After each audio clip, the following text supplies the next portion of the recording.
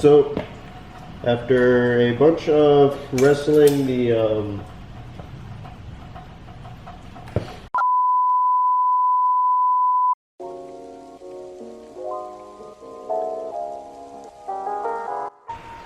So, what's going on, guys? So, it's been a while, and excuse me for the noise, it's like a torrential downpour, and I probably sound like crap. I'm kind of sick right now, but that's why I'm doing this video, because I just got some downtime right now. So a lot has changed since my last video, which has been a little while because I'm in a new garage, I got a new place, and I'm just trying to get set up. But like I said, since I got some downtime, I got some parts, and today's video, we're gonna finally get back into the M3, and I got a lot of updates. So tons of progress in the E46, but a big setback, and I'll probably get into that in another video. But for now, let's get into the M3. So in today's video, we're gonna be installing this guy.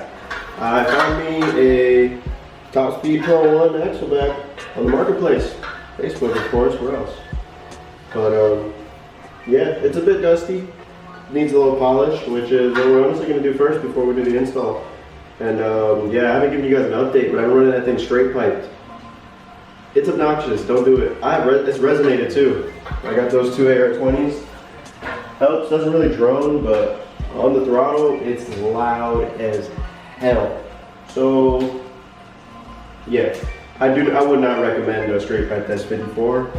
This is just a dedicated track car, sounds awesome, but it's only fun for about, I want to say 10 now, but it's maybe fun for about 5 minutes and then you get sick of it. So, to get this guy, to keep it still loud, because I do want it to be loud, I just don't want it to be obnoxious in a way.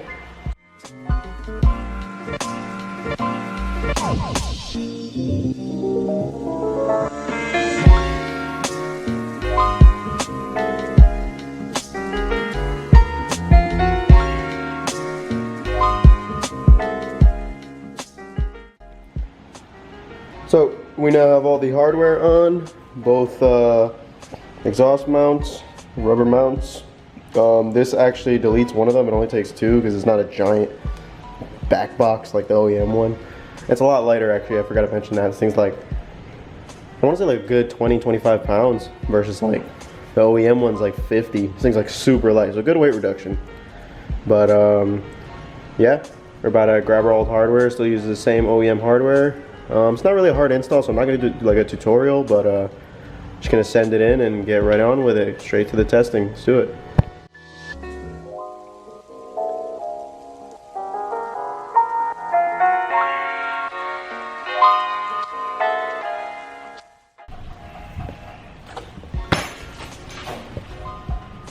Wow. So, after a bunch of wrestling the hangers to try to get them lined up and get this looking pretty even, which I think I got it pretty decent. I got it as close as I can get it, but this far hanger over here on the passenger side, yeah, this hanger on the passenger side was actually bent, I'm gonna assume from the shipping, so I had to wrestle it with some pliers and bend it back into place as best I could. But yeah, it doesn't look too bad, and I mean it's a top speed axle back. I guess it's in par with, it's like good eBay quality from what I've seen and heard, but not terrible. Definitely my AC Schnitzer axle back was a 10 times easier install, so if you want easy installs and you know good quality stuff, buy quality brands. But we kind of cheaped out here, and well, hopefully this side will make up for it. I'm just gonna start her up, and maybe we'll do some test runs. I'm not sure. Maybe I'll save the test runs for tomorrow. It's kind of late. Don't want to really wreak havoc out here.